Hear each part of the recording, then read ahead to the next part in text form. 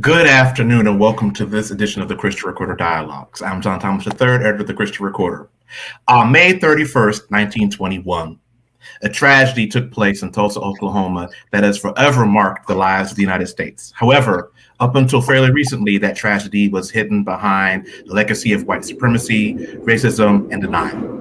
But thanks to the efforts of our guest and many others, that tragedy has finally been brought to light. We're speaking to you, of course, of the Black Wall Street Massacre in Tulsa. So today we are proud to bring you Reverend Dr., and I like to say his full name, Robert Richard Allen Turner, the pastor of Vernon AME Church in Tulsa, Oklahoma, the only building that has survived in the Greenwood neighborhood, to be interviewed by Antoine Seawright as we move towards the centennial of this event. Later on, we'll be giving you some more information about how you can help commemorate this event. But today, we take a moment to reflect, to hear the work that Dr. Turner is doing, to look at where we're going in the future. And so we're excited for this conversation. Brother Seawright, thank you for doing this interview today. Dr. Turner, welcome again. And I'll be back later on at the end of this broadcast. John Thomas III, thank you as always for all that you do to make this program work. It certainly takes a village, and you and Kirtiana are key components to the village of the Christian Recorder Dialogue. As always, we would love to hear from you.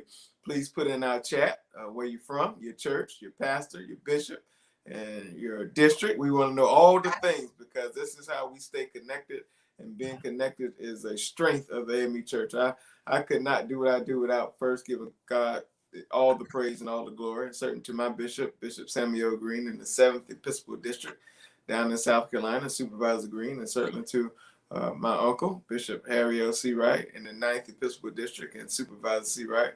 My aunt, I call her Aunt Supervisor. Always like to give them their flowers, and to so many others.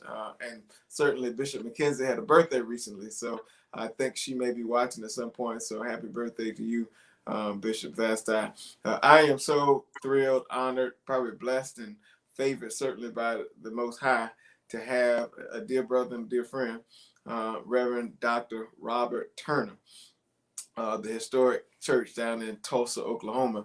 You know, it would probably take me 3 seasons of revival to go through all the things he has accomplished throughout his life and all the things that he is doing, all the people and accolades that have given him praise and honor and all those things. But I'll say this about him. You know him because of his work, and not because of what he says, but because of what he has done and what he continues to do. I remember so clearly when my uncle was sworn in as president of the Council of Bishops a few years ago. We had a chance to connect face to face, and I was there with Majority Whip Jim Clyburn and Dr. Turner. I felt our spiritual connection then, and I consider you a brother and a friend. And I can't wait to be with you this weekend as we celebrate the 100th year of, not even celebrate, as we remember the 100th year of the Tulsa Massacre, one of the most catastrophic events in American history. So, Dr. Turner, welcome. Thank you, Brother Antoine Seawright. You are a political extraordinaire, a well-versed brother in America, and well-respected. And I'm honored to know you. Well, you're very kind with your words. I appreciate it. Doc, we'll get right to it, man. When we were talking on the phone the other day, you reminded me about your Alabama roots, and it just so happened my uncle was a bishop in Alabama, and so I knew God was twinkling around with something when he made all of us connect in a unique way. But talk about your journey from Alabama to Tulsa, and give us the Sunday school version so we can get to all the things that we need to talk about here today. Yeah, I want to first start off by thanking John Thomas III for having me, and you, but for having this conversation and the Christian Recorded Dialogues. And I must pay respect to my bishop, the president now of the Council of Bishops, the Right Reverend Michael Leon Mitchell, and our supervisor Cordelia Mitchell, and the fine people at Historic Vernon AME Church that have allowed me to be their pastor, now going on 4 years. And so I came here from Alabama, Roll Tide, where the bishop is still a friend of mine, Bishop Harry Lee Seawright, and Supervisor Seawright, and my brother in ministry, Reverend Seawright, whom you know, Matthew, his son.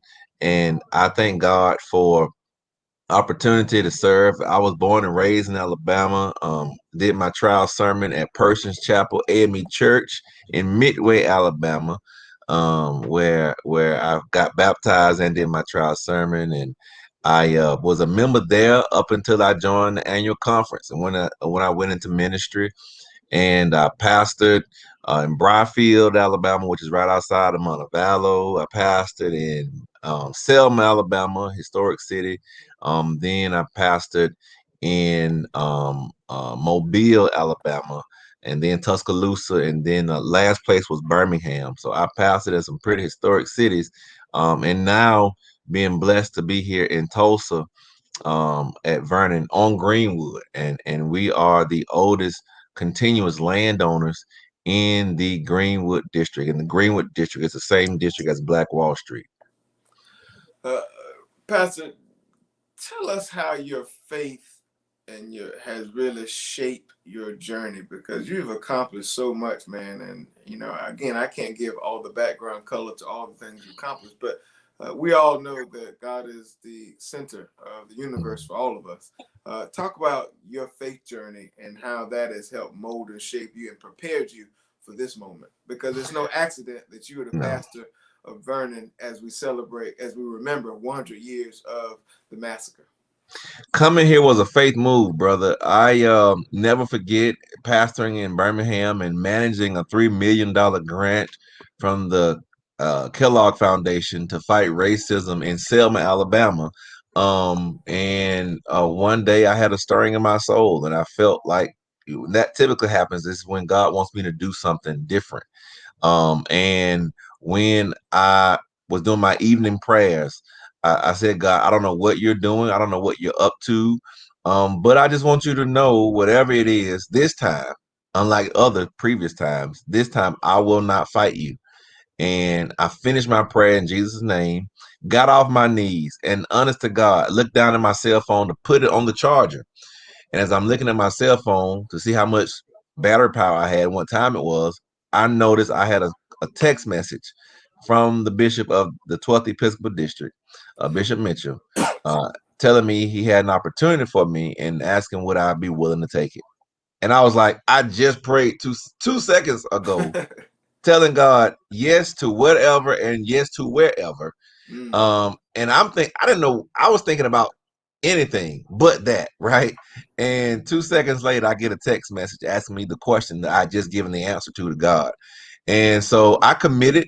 I just replied back yes, and I still did not know where I was going, right? I didn't know where I was going. I didn't know how much money I was going to get paid. I didn't know where I was going to live. But all I knew is I told God yes, and I got the question 2 seconds later. And so I didn't find out where I was going until I went to the annual conference and I saw the sheet of paper and the name of the church on there. And I didn't find out how much money I was going to get paid until the Sunday after I finished preaching my first Sunday sermon. And they gave me an envelope after church service. That's a faith journey. Martin Luther King said faith is taking a step where you do not see a staircase. That's right. Certainly you did. This is a pure demonstration of your faith, but also your trust in God and your strong support of the African Methodist Episcopal Church. Oh, yeah. Pastor, not a lot of people have visited Tulsa, Oklahoma. Give some light to Tulsa, Oklahoma, about the city and the area itself. Tulsa, Oklahoma is a metropolitan area now of over 1 million people. The demographics mirror the country. It has 12-13% of that million being African Americans. It is it's a historical city for a lot of different reasons. It's a very affluent city. It was the site of right outside of Tulsa was the site of one of the largest oil finds in American history, the Glenpool oil discovery, and that caused the city to have a boom. Beforehand, the city was a former territory where the Native Americans landed through the Trail of Tears. And African Americans first came to Tulsa on the Trail of Tears as slaves to the Native Americans. In fact, I always tell people it was African Americans who cut down the trees on the Trail of Tears. And those Native Americans came from states like Alabama and Georgia, Mississippi, Louisiana. And in fact, the group of Native Americans that landed here in the Tulsa area came from Alabama. In fact, they were the Lochapoka tribe of the Cherokee Native American. And Lochapoka is like 2 minutes, 10 minutes from Tuskegee. And so they landed here. And then when after statehood and closer, we're near around statehood, in the land allotments, to really take land from the Native American tribes and have them pay taxes on it. Land was given out to the members of the tribes, and they had to pay taxes on it. A lot of them couldn't, and it was just terrible how they took the land. But African Americans were able to get some of that land because we were considered freedmen from the Native Americans, and they grew plants, they grew crops, they made money. And so when the oil boom happened, you already had a large number of African Americans with land and cultivated land. Then you had African Americans coming from the South who were bringing their money in, and they just developed this area of Greenwood to be their own area of Black economic enterprise, and it was so prosperous. And it wasn't just Tulsa. I mean, we talk about Tulsa, but Oklahoma had the largest number of Black townships of any state in the union. And in fact, at one time, they were trying to make Oklahoma a Black state. Around the same time, they were trying to make Oregon a white state. That fell through, and it became just a regular state like every place else. But you had this large number of Black people here, and Tulsa was considered to be like the town everybody drove to, and Greenwood became this mecca of the Black experience. And they thrived here. It was so prosperous that when Booker T. Washington came visiting from Tuskegee to raise money for the university, he said that you all have your own Negro Wall Street.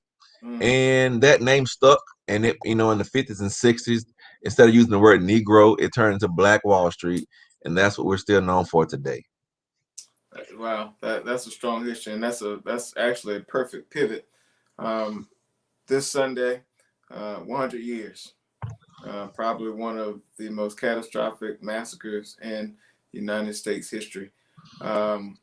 Before we get to that, Pastor, let's talk about your church, the historic Vernon AME Church. Talk about Vernon, the significance of it, and what have you been able to digest from being there about how important it is to the American experiment. Forget about to African Methodist Episcopalism, but to the American experiment itself.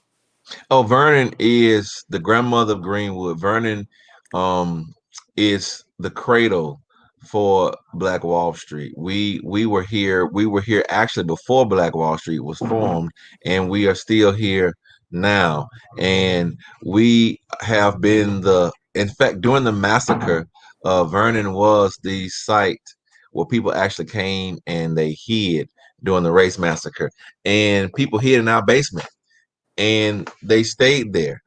And we've had, in the past 18 months, been visited by people such as former presidential candidate Beto O'Rourke, Senator Elizabeth Warren, Senator Cory Booker, Mayor Michael Bloomberg. Just recently, the Attorney General, who was recently confirmed, in fact, his first visit after his confirmation, AG Merrick Garland was here. This coming Sunday, we're hoping to have Congressman Clyburn here as well, and several other members of the delegation. And we have become like that stop that you must make when you come to Tulsa, because of the history. And as you said, not just because of our role in the AME Church, but because of our role nationally as this place of testimony and a remnant of God. And in fact, Monday, we're going to be unveiling and dedicating the wall of our basement that survived the race massacre and making it the prayer wall for racial healing. And so outside of Jerusalem, it'll be one of the few prayer walls in the world, and the only prayer wall for racial healing. Wow, that's strong. Dr. Vernon, let's talk about the massacre. A friend of mine told me the other day that after she watched the 60 Minutes special, she was first introduced to the Tulsa Massacre because it was not something that she learned about in school, both K through 12, or even in her higher education learning. So for those who may not be as familiar, with Tulsa and what happened 100 years ago Sunday. Give some background color, if you would, to the Tulsa Massacre and talk about it from a framework of history. Yeah, so what happened in Tulsa on May 31st through June the 1st was a complete 18 hours of terror. It started with Dick Rowland, shoeshine boy, who was working as a shoe shiner, actually dropped out of high school to shine shoes because in that time, people weren't wearing J's, Antoine. They were wearing leather shoes. So you could make money. You could actually make more money shining shoes than you could doing most other things. And so, and because also in the black community, they really didn't have paved roads. So a lot of men were walking on dirt roads. So you would get so you would really, as a gentleman, you would get your shoes shined at least twice a day. Once, going to work and once leaving work. And you always tip your shoe shiner. And so we had just young men at that time shining shoes. Well, Dick Rowland was he was a shoe shiner, and to use the restroom because of Jim Crow, he had to use the colored restroom, and in the Drexel buildings where he worked. And in order to use the elevator back in those days, it wasn't just about pushing a button. You had an elevator operator. And the elevator operator at that time was a white female by the name of Sarah Page. Now, Dick Rowland was 18, 19. Sarah Page was 16, 17. And he got on the elevator. Depending on which books you read, he stepped on her shoe, he bumped into her, he slipped, whatever, touched her. She screams, rounds off the elevator, both of them. And the next day, the newspapers ran with the story that this young man assaulted a white girl. And she never testified in court. But that was all that was needed to have this racist white lynch mob come upon the county jail, to take Dick Rowland out of jail and to lynch him and kill him. Now, never mind the fact that I met descendants of the Rowland family, Dick Rowland, and they informed me that Dick Rowland and Sarah Page had a relationship. And in fact, they left town and later on got married. And that people in the black side of town knew that. And that's why a lot of the black men, when Dick Rowland were arrested, walked down to the courthouse with their guns after they heard that there was this white mob that assembled. And they were going down there to make sure Dick Rowland was not lynched. Black men in 1921 were going to support the law enforcement. They went down to help the sheriff enforce law. And the sheriff, instead of accepting the assistance of the black men, tells them to go home. I don't need your help. That's what he said. And on their way back home, one of the white men approaches one of the black men who had a gun. And one of the white men asks, "What are you doing with that gun?" And the white man said, the black man said, "It's my gun, and I will use it if I have to." And the white man tries to get the gun from the black man, and he was not successful. The gun goes off, white man gets hit, and all hell breaks loose. All hell breaks loose. And then they start a gunfight for the next several hours. And the black men put up a pretty decent fight. But after they got the airplanes involved, it was no longer a fair fight, and it was just mayhem, and it was a massacre. They start using airplanes and bomb churches, bomb schools, bomb houses, and in less than 18 hours, you had over 1,256 homes destroyed. 1,256 homes, brother, were destroyed. You had over 300 people killed. You had 10,000 people made homeless in less than 18 hours. And you had over 600 businesses destroyed, 37 square blocks destroyed in less than 18 hours. And bodies dumped in mass graves. It was a terrible affair. Wow. Pastor, how do you think this will impact our community moving forward?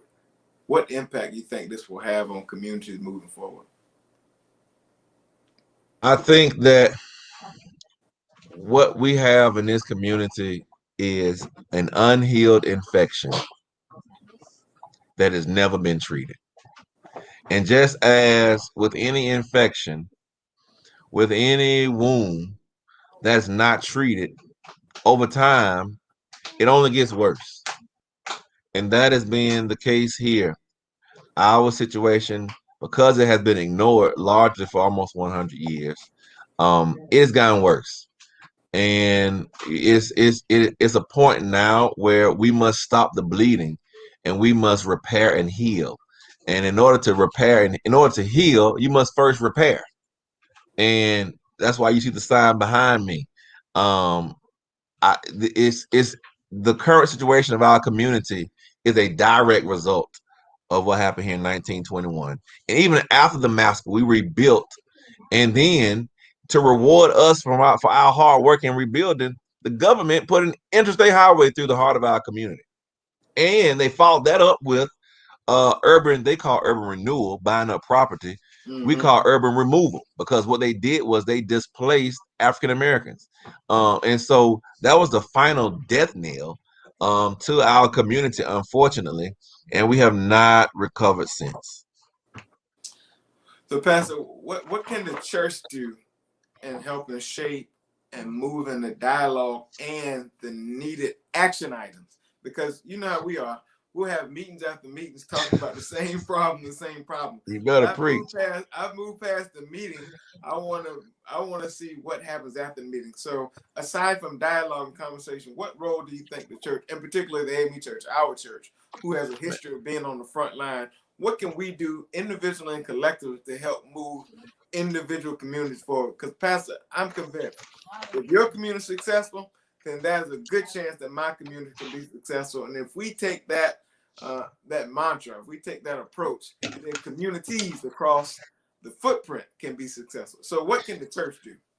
Brother, I'm so happy you asked that question. Every week, the Lord has sent, since September the 12th, 2018, I have gone down to City Hall to protest and to make the city aware of what she did in those terrible 18 hours and to call for reparations.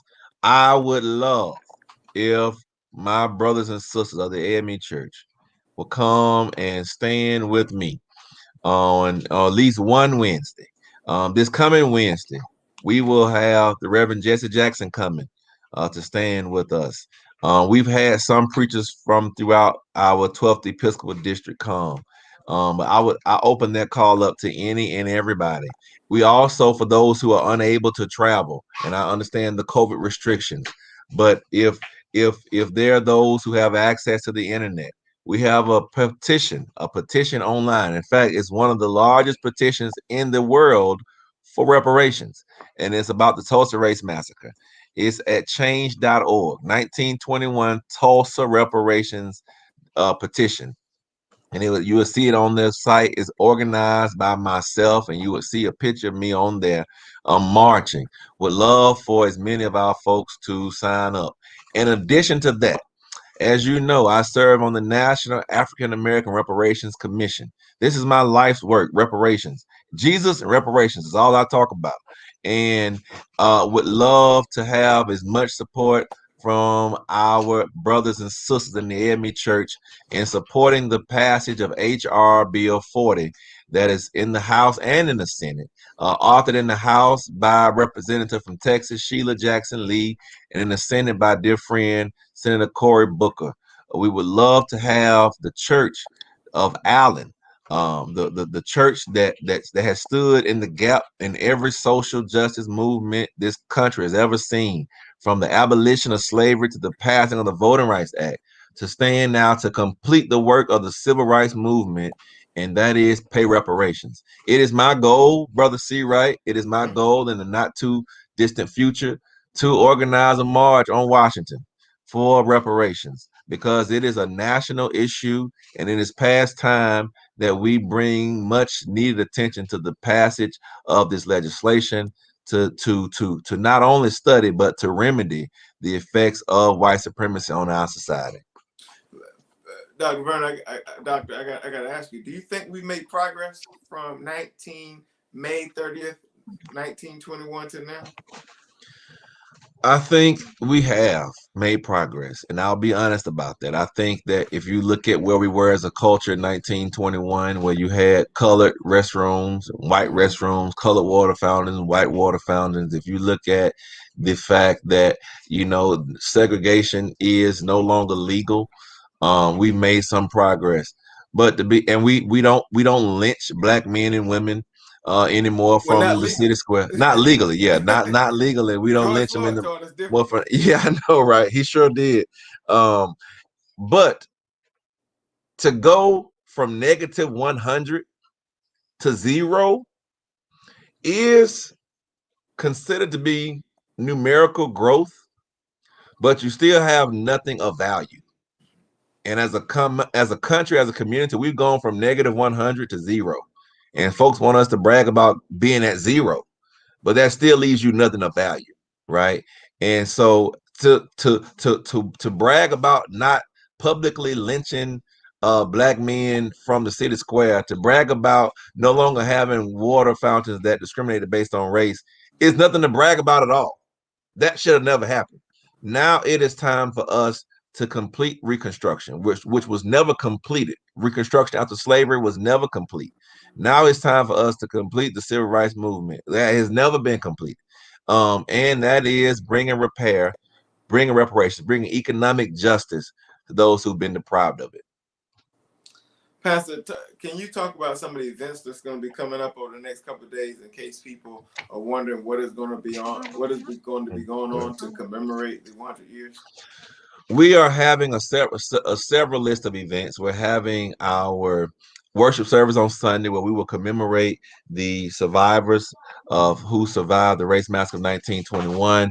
We are also having the following day our bishop starting us off in a revival that begins at 9 a.m.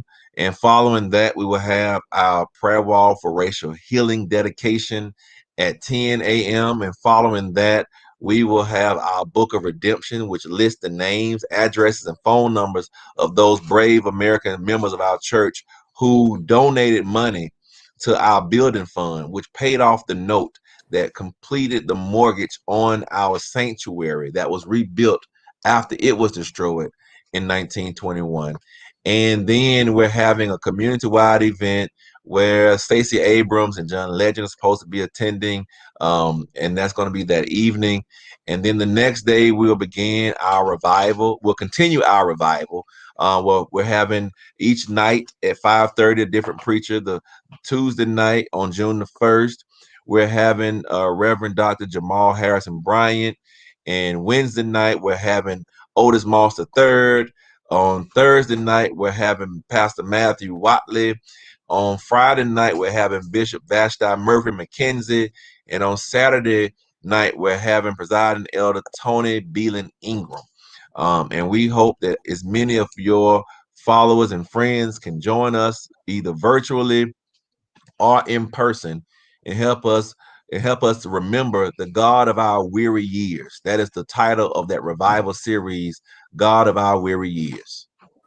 Wow, you got a strong lineup. Whew, that is a buffet of preachers. Y'all gonna get full next week, man. Let me tell you that. And Pastor, before we kind of make our way around the mountain, here we come. What do you plan to do going forward to make certain that the Tulsa Massacre heals? You talk about this infection that's never healed. What do you plan to do to make sure there's some healing that takes place? Well, that's one thing we hope that comes from this prayer wall for racial healing. We hope that it can be a place for people of all faiths and all backgrounds to come and pray and to ask God to increase their strength and capacity and grace to do God work. And that is to bring a restoration to the land.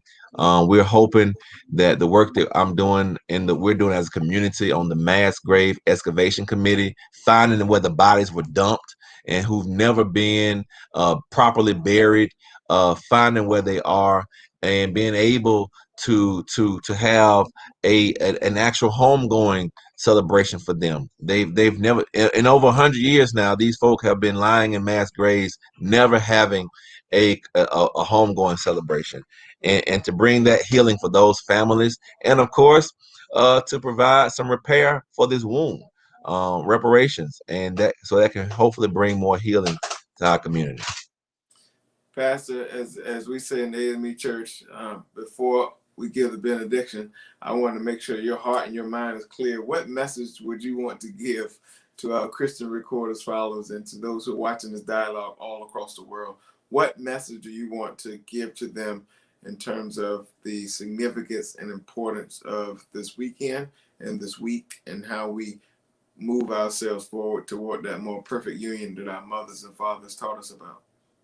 I hope that one of the things that the audience takes to heart is just how special it is to be in the African Methodist Episcopal denomination. I mean, we in every part of this country have been a remnant and a refuge for our community, be it St. Stephen's AME Church in Wilmington, North Carolina, that suffered a race massacre in 1898 when we had our real first coup d'etat.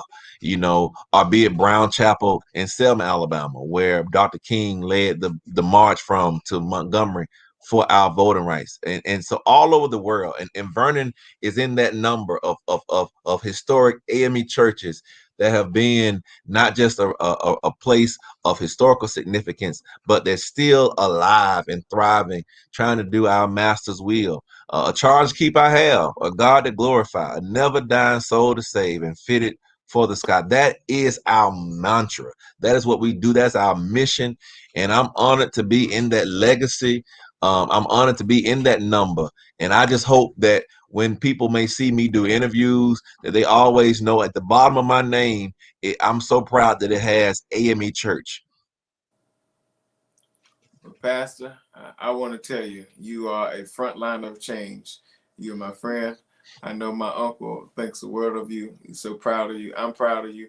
And I look forward to being with you on Sunday, my man. And God bless. And we'll certainly be praying for progress and for change. Can't wait.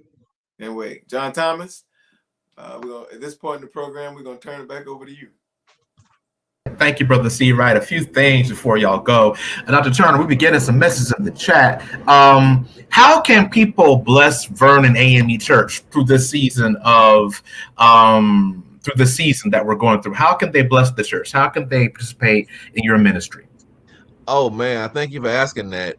We have a GoFundMe page right now that's up on our on the internet. If you type in Vernon AME GoFundMe, Historic Vernon AME Church, we're still in need of funds to finish our restoration campaign.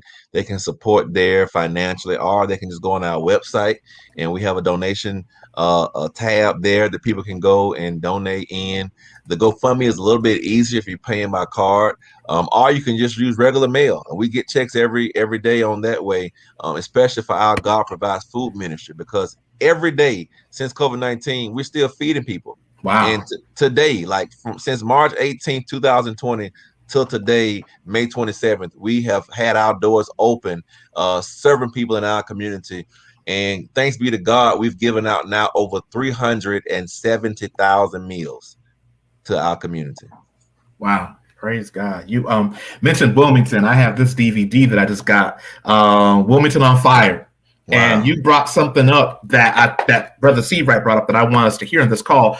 Vernon AME is our story. It is the AME Church story. Mm-hmm. It is deeply embedded in the AME Church. So we're encouraging you all to make this a part of your life. And for instance, I was just randomly online one day and I saw one of my good friends in the 12th district, Jackie Weary, was talking about how she's a descendant of a Tulsa Massacre Tulsa Massacre survivor, rather. And just hearing her story and be like, these are people I've been at meetings all the time and be like, you're a part of this. It's a part of us. So we encourage you to be a part of this. And we'll go in a second. Before you go, can you talk a little bit about the History Channel documentary that's coming up? We partner with Values Partnerships, and they asked us to talk a little bit about that. So share that a little bit with us before you go.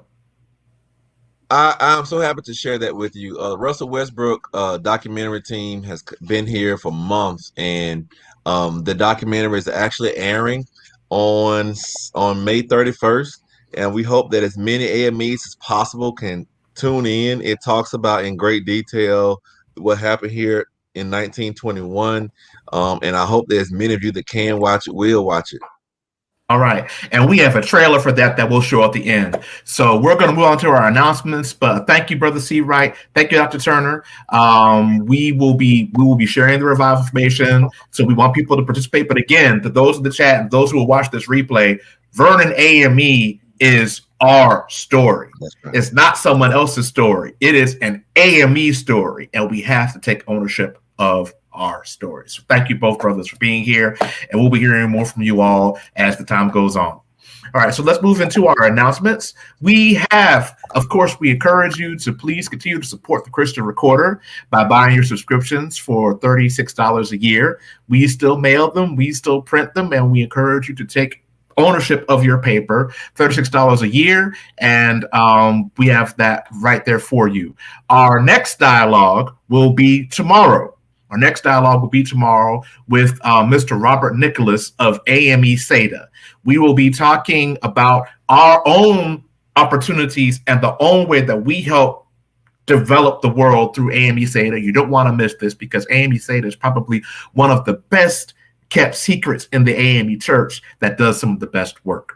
We also encourage you to use the AME Church Publishing House for your needs and publishing opportunities. There is a new resource they have, Christianity in Context, that we encourage you to go take a look at. All information you need is available on iamame.org. Once again, that is iamame.org. Check them out. You will find videos. You will find worship graphics. You will find tons of information. We also encourage you to participate in the Connectional Church School. On Sunday, May 30th, before the documentary, we will be hosting the AME Church Bishop Candidate Forum. Of the 22 candidates for Bishop, 21 have agreed to participate. The forum will last approximately 90 minutes, and it will be conducted by the Christian Recorder, by the RAAC, by the Connectional Organization. You don't want to miss this opportunity to hear from the candidates. And this will be a forum. We will be asking real questions and looking for real responses. You don't want to miss that at 5 p.m. Eastern Time here and on our various YouTube channels. And also on June 6th, we will have the general officer candidates for post positions. So you and judicial council. So again, May 30th, we will be back here to deal with the candidates. So before we go, again, as we've said, the Greenwood story, the Tulsa story is our story. So before we go, thank you, Kirtiana, for reminding me. Our sponsor for today's dialogue is Reverend Dr. Keturah York Cooper from the 14th Episcopal District. Reverend Dr. Keturah York Cooper is a candidate for bishop. She is a pastor of Empowerment Temple in Liberia, and she is a candidate for bishop. Her number is 407. Once again, her number is 407, Keturah York Cooper. Thank you for sponsoring us today, and she will be participating in the Candidates Forum.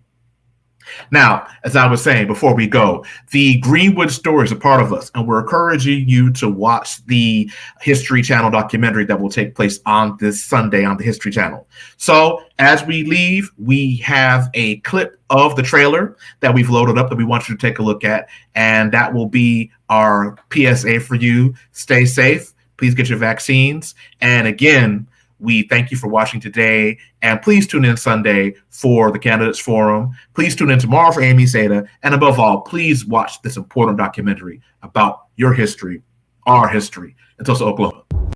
Click. The destruction was so complete. The suffering was so biblical. The betrayal was so profound.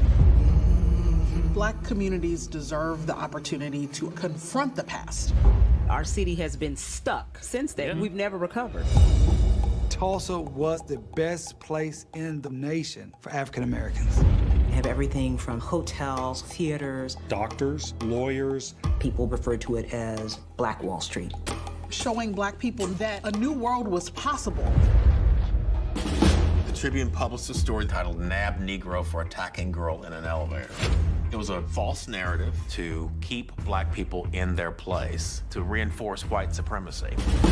All across Tulsa, angry whites are now organizing. They get their guns, they get their torches. At that point, they start moving towards Greenwood. All hell broke loose. My mother says the white folks are killing the colored folks. Firing into homes. Bombs dropping from the air. It was just an all-out massacre. Not one of those men who participated in the race massacre were ever brought to justice.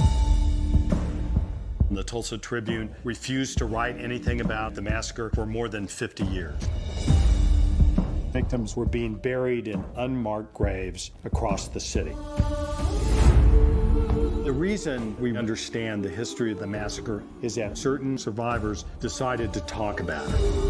My mother saw 4 men coming toward our house, and all of them had torches. We would be looking for the remains of those who were lost so tragically. This is so beautiful and sad at the same time. We need to do something about what happened in Tulsa. There cannot be any justice till there is proper respect, restitution, and repair.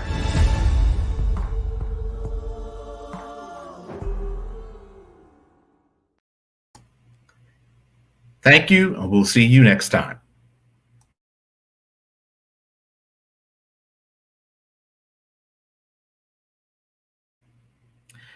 Thank you. We'll see you next time.